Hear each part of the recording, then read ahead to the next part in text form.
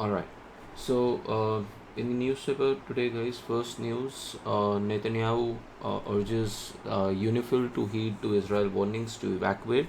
Now, this has happened last week, and we already know about the war that is now extended in West Asia. So first of all, from a prelims perspective, you should know each and everything with respect to Israel's border. Where is Jordan? Where is Lebanon? Where is Gaza? The Gaza Strip and Egypt. So each and every country you should know, and which country has Mediterranean Sea as the border.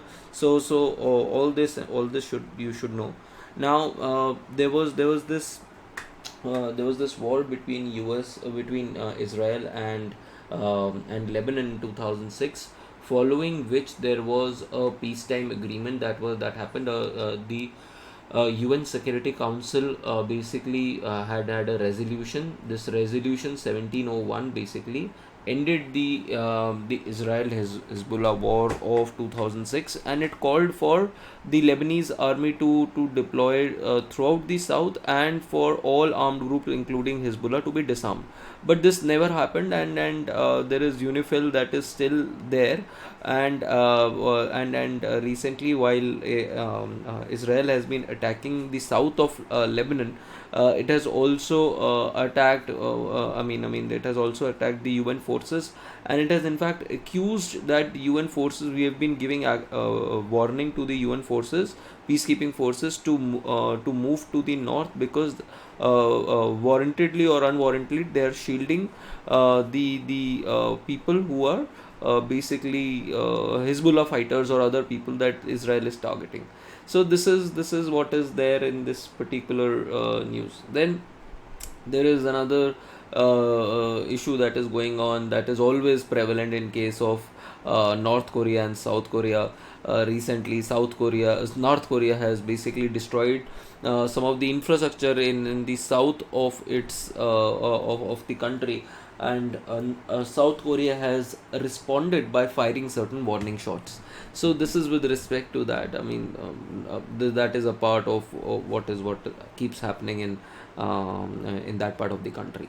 But a major news that has come out is that in the recent meeting with the Canadian Prime Minister, what has happened is that the honorable Prime Minister had met this this the Prime Minister of Canada, Justin Trudeau, and even during this particular meeting, the discussion was the same, and this is what India has said. It's the same old Trudeau saying same old things. So they have been alleging the fact that the Indian diplomats at the highest order have been involved in the assassination plot, and targeting more citizens of Canada because of the issue of their support to Khalistan,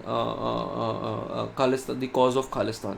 Now, there are a number of articles with respect to this that have been published. We are going to read two articles on the editorial page as well, and basically what Ottawa has briefed. Ottawa has also told the Five Eyes partners. Now, Five Eyes partner, you should be aware of the fact that there is an intelligence sharing platform between a number of countries. So this intelligence platform is between UK, Canada, US, Australia, and New Zealand. So these five countries make the Five Eyes program, the Five Eyes partnership program.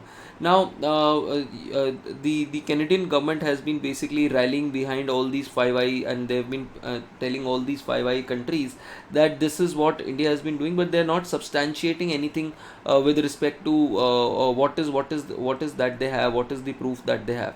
And because of this, what has happened is that the India Canadian relationship has reached a new low. In fact, what has happened is India has recalled some of its top diplomats from Canada, including the High Commissioner, Indian High Commissioner to Canada, and it has also expelled around five diplomats from.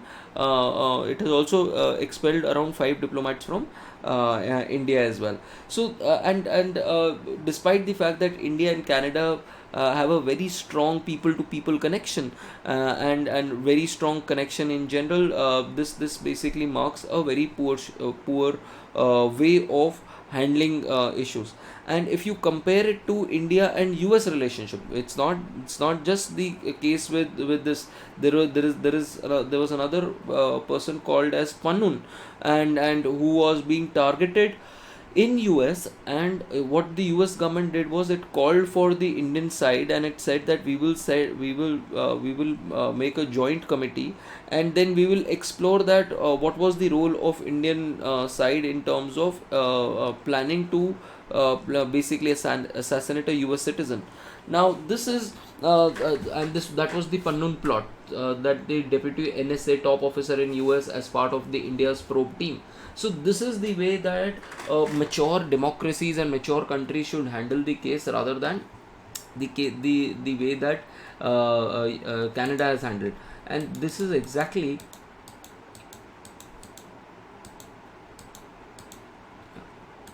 So if you see this, so this article also talks about facing off that this Canadian government is also in the basically on the wrong side of the table because of Trudeau's appeasement to extremist elements in the six diaspora fringe problem. So what has happened is that what Canada says is that it has extreme freedom of speech, but extreme freedom of speech and extreme liberalism cannot be a reason for your country's soil to be used as basically as a terrorist host. And this is also true for the fact that in the past also this has happened. We had a bombing of Air India Kanishka 1985, and Ottawa has done little to basically reduce the threat that is posed from to India from its soil. So it does not justify perhaps India's planning of or assassinations of individuals, but at the same point of time, there has to be some kind of measures, rule of law that should take place in the country, so that other countries are not disturbed because of what is happening there. And then you have another article which basically talks about the fact that after recent allegations, the bilateral ties are have become very very tough. In fact, the visa the visa approvals are now taking a huge amount of time. And the upshot of the Canadian move is that India has recalled its six diplomats and expelled six diplomats, and then basically because of the fact that India has asked Canada to basically remove all its additional personnel, the people to people contact has been reduced a lot. And we already know that how how important Canada is to our relations, especially our relationship with respect to students and with respect to business community.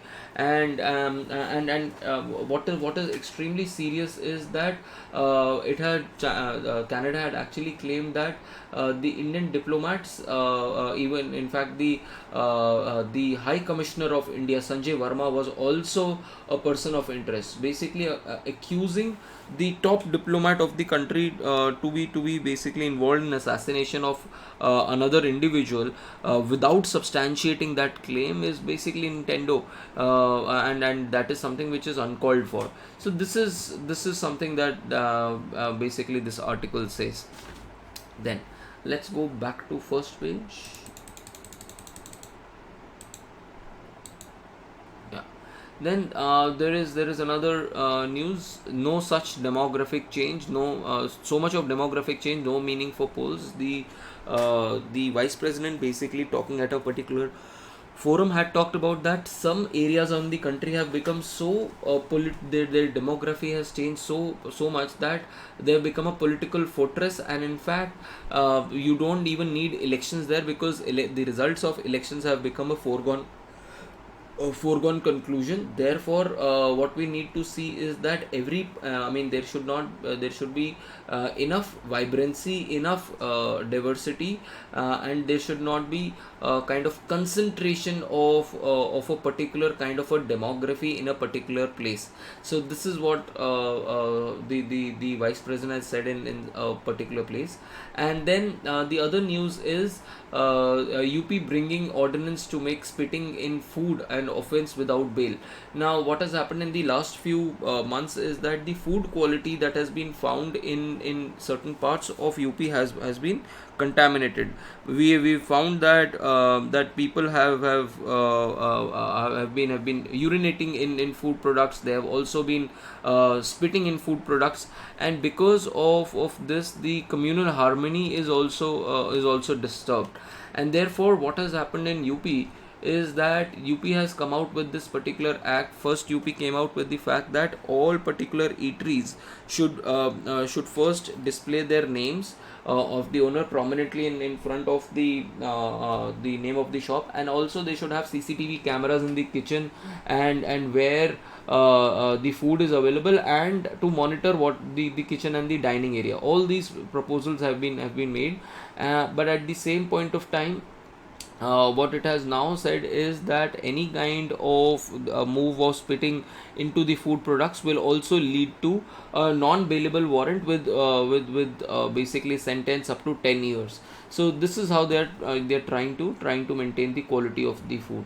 Then the third news, that we have already covered. Okay, then let's move to the two straws in the event. Now we already know that elections have been notified for the for the states of Jharkhand and for Maharashtra, and this is a political news, but you should be aware about what is happening in politics as well. That where in Maharashtra it's a 288 strong assembly, and there was a long standing this thing alliance between BJP and Shiv Sena now, which has now been broken, and you have a Maha Vikas Aghadi, which is compromising of Congress, Uddhav Thackeray's led Shiv Sena and NCP. And again, we will see whether BJP is able to do some kind of harakari in Maharashtra. Whereas in Jharkhand, there have been calls for the change of government. It is led by the Hemant Soren, who was recently came out of jail and then again resumed the powers of chief ministership. But let's see what happens in the elections there. Now, another important news is that with respect to technology, and if you have been seeing news all along, or if you've been reading news in the last few, just a second, guys. Yeah. If you've been reading the newspapers, you might have seen that what has happened is that so if you see what has happened in case if what has happened in case of Elon Musk is that they had launched a vehicle, and the best part about this launch vehicle was that this launch vehicle, the booster rocket that was used, basically blasted for 3 minutes, and after that the booster detached from the vessel, and then it made back to its original where it has launched from. And instead of landing in the ocean, or instead of landing on a platform, what happens is that there were two chopsticks kind of arms which was there in the launch tower, and then they catch this. So basically what has happened is that immediately the rocket is now reusable. So basically this reduces the cost of launching of space missions, and that is why NASA has also believed in Elon Musk's SpaceX vision. And in fact, the Starship is slated to land astronauts on moon in less than 2 years, and in fact in the next 10 years what Elon Musk says that we'll set up colonies on Mars as well. But at the same point of time, we also need to see that till now what we have seen is that we've gone for space adventures, we've gone for space travelers, but how is that helping us to evolve as an intelligent species, and how is that helped in terms of exploration of the universe? But this is the first step forward towards that particular goal. Then we have two news. First is this news we have already covered. Rich nation, poor nation. A very very important news with respect to economics, guys. Now, why this is important from economics is that this year's Nobel Prize in economics has been given to three economists: Darren Asmoglu, Simon Johnson, and James Robinson. Now, all of them have basically gone into an analysis of why rich nations are rich nations and why poor nations are poor nations. And we have seen that I mean, from people who are from economics, you might have seen, or you might see in future as well, that the gap between rich countries and poor countries is increasing. There was something called as conditional convergence and unconditional convergence. If you remember something from Solo model. I mean, there is something called as conditional convergence as well, that only if certain steps are taken that the convergence between rich countries and poor countries will happen. But at the same point of time, these three economists go even further.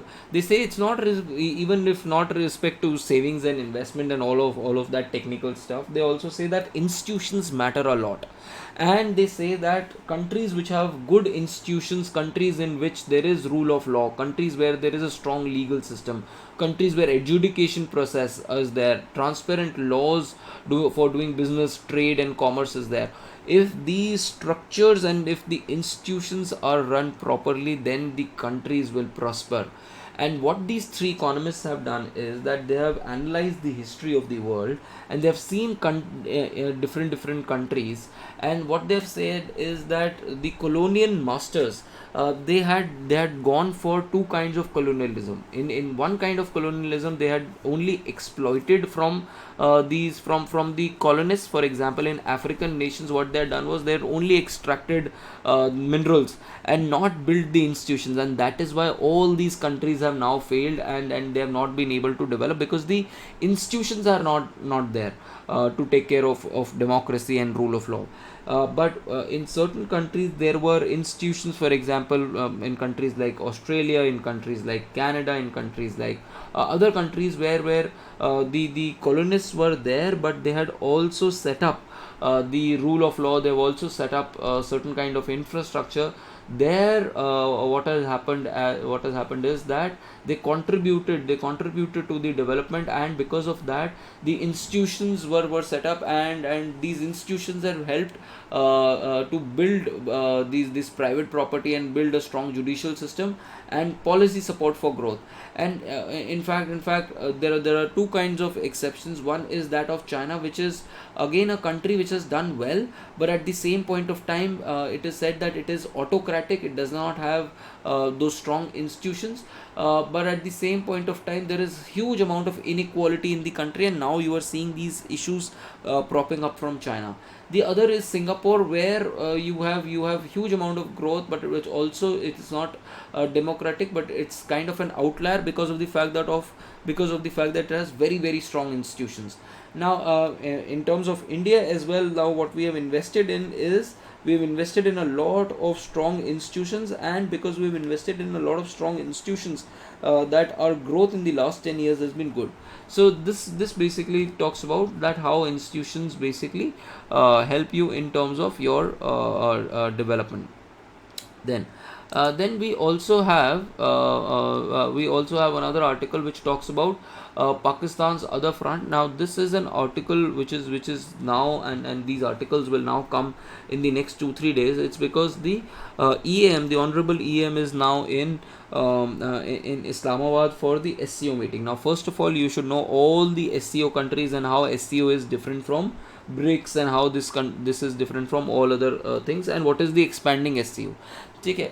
Now, what we have is that the India and Pakistan relation and diplomatic stalemate that is there now. In the last few years, especially after this new regime, what this government has done is that in response to any kind of terrorist activity that Pakistan has indulged in, Indian government has had a single response, and it has said that it will not have any kind of interaction, and it will diplomatically isolate and sidelined Pakistan on all possible fronts. This has been true with respect to the relationship, and the relationship is frozen as there is no progress on cross terrorism, LOC. Nothing has happened there, and the history is that the history that is being referred is that of Radcliffe Line. Radcliffe Line is basically the line which boundary which defines India and Pakistan, and the Durand line, which basically is the Afghanistan-Pakistan border.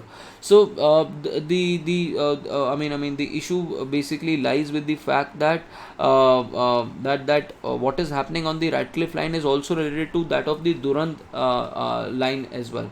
Is Durand line as well, because it is the Durand line which is basically providing the volatile relationship between Pakistan and Afghanistan, which has led to the rise of Taliban, and which has an impact on the Radcliffe line, because now this elements are using Pakistan soil to target India, and basically Pakistan is giving tacit and direct support to all of these. Now because of the radicalization that has happened in Pakistan, not only India has to suffer, but also Pakistan has had to suffer this because of the fact that there is instability and there is radicalization that has happened in the country. So the Afghan jihad the Afghan jihad has also continued to haunt Pakistan as well, and the fact that now that Taliban has a resurgence in Afghanistan, this entire scenario again makes Pakistan vulnerable, because it tacitly supports, and it supports a lot to Taliban as well. Now and again, Taliban victory has basically emboldened extremist factions in Pakistan. For example, Tariq-e-Taliban Pakistan has become extremely strong, and there have been security concerns that have been there in Pakistan as well. And then you have you have ethnic tensions and separatisms that is coming from within Pakistan, the eastern side of Pakistan, which basically is led by Pashtuns. Now Pashtuns want a full Pashtun based country. And then they want self determination. So that is another problem. And then you have another problem within the Pashtun territory, is that of Balochistan, the region of Balochistan, and that is also witnessing a lot of issue. In fact, recently there have been a lot of this thing infrastructure targets targeted by Baluchistani people. So this basically shows that the country is basically embroiled in all of this, and because of this their economic status has been as reduced. Politically they are dysfunctional, and there is huge concerns in terms of the existence of the entire nation, and its dependency on countries like China has increased. And because all of this has implications with India, therefore it is seen that India's relationship with Pakistan has deteriorated and has not moved, because of the turmoil that Pakistan is going through, and the fact that Pakistan has not done enough to resolve this entire situation which is happening on both sides of its border. So this is what this particular article says. Then coming to another article, you can read this article: India to allot satellite internet spectrum administratively. So we have till now we have had this 4G and 5G spectrum. Now we have an internet spectrum. For example, we can have internet satellites as well, and internet coming directly from satellites, internet phone satellite based phone calls as well. So India has said that we will offer this satellite internet spectrum administratively, instead of auctioning them. And there are two major companies which are going to come in this particular foray. One is that of Jio, the other is Starlink, which is again by Elon Musk. In fact, Starlink has had a huge network of this spectrum that is there, of internet satellite based communication. And Amazon also has Kuiper, which is also on this particular format. Perhaps what we will also see is that Bharati Mittal will also come into this particular forum, because they have this company called as OneWeb, which might offer all these solutions there. So we are going to see that what is how we are going to go about with respect to this. Then a very important article from the perspective of GS is Google's landmark nuclear deal with Kairos and how it could boost SMRs. Now SMRs is something that we studied last week. These are small reactors with capacity of up to 30 megawatts to 300 megawatts. Now we all know that all these tech companies require a lot of fast power and a lot of energy, and they cannot only rely on renewables, because renewables I mean they are not reliable in the sense that at times the energy cannot be stored, and you need excess energy in some times of the day as well. So that is also not available. And they're not all these softwares, all these AI platforms that they're using are basically energy guzzling. So because of that, what Google has done is that it has signed an agreement with this company, which is Kairos Power, and this Kairos Power is basically going to run this small nuclear power this thing small nuclear power reactor. And what is important is, from a GS point of view, you should know how a small reactor works. We have already seen two cases, one operating in Russia, the other in China.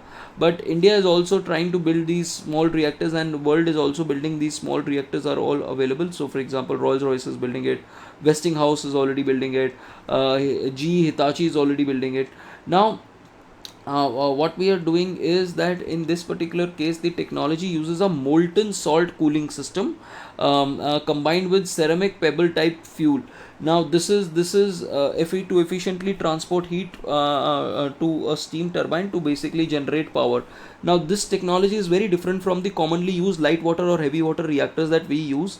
But read about all of this and how they can be very cost efficient, and then how they can provide you this particular power. So very important news for you. And then finally, on the explain page, two articles are important. First is bone ossification. Now why is bone ossification in news is because recently there was a crime that happened in Bombay, in which the sitting MLA was killed, and one of the accused basically claimed that he's a minor. Now under the Juvenile Justice Act, anyone who's under the age of 18 is basically treated differently. But there was an amendment to the Juvenile Justice Act and the Criminal Procedure Act, in which in 2021, whereby we said that anyone who's below the age of 18 but above the age of 16 can be tried as an adult if it's a heinous crime, and if it is known that the person has the ability to understand what he or she has been doing. Apart from the fact that how do you determine if there is no proof in terms of what is the age of the person, then what you do is bone ossification. Now what you see is what is the development of the bone. So you see the bones of hands and you see the bones of wrists, and based on that what you can see is that, say, at the age of 18, this should have been the growth of a particular individual. This is the standard growth, and what is the growth that has happened for an individual. So there is a scale that is there, and according to that scale, the ossification test can tell you that at what scale the bone has developed, and on the basis of that the age of the individual can also be assessed. So this is how bone ossification tests are done, and that is why this has been in news. Then the other news is third. Now US has this is a US defense missile defense system, and it has been it's a very famous system, and because Iran has started to attack Israel, and US is a very close and strategic partner of Israel. What US has done is it has provided troops as well as the missile defense system. It has already provided to Israel. So read about this third missile system. Then third is basically an interceptor system, just like you have the Iron Dome. Then another important news is greenwashing. Now, what is this greenwashing? You might have, if you might have seen products of a company called as Mama Earth. Now, what it says is that it is environment friendly. It says that it is paraben free, no cruelty. You will see number of things that are mentioned behind the products of Mama Earth, but there are no substantial claims with respect to that. That what exactly has happened with respect to this. In fact, they sell it in plastic bottles. I mean, what companies do around the world, and in fact, nations also do this across the world. That they say that they are doing this carbon emission norms, and they're reducing their carbon emission. And what they're also saying is that we have invested in so much of forest, and we have also done so much of this thing, your norms of carbon trading.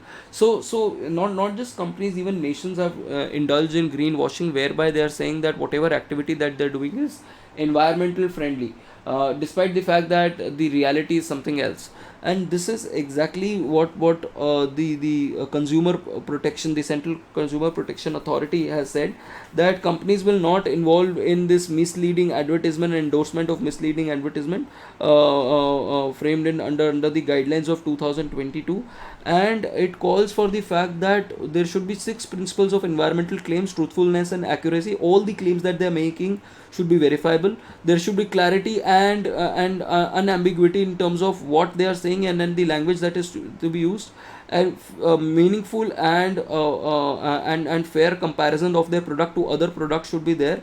And the claim should be relevant and should be absolute rather than relative.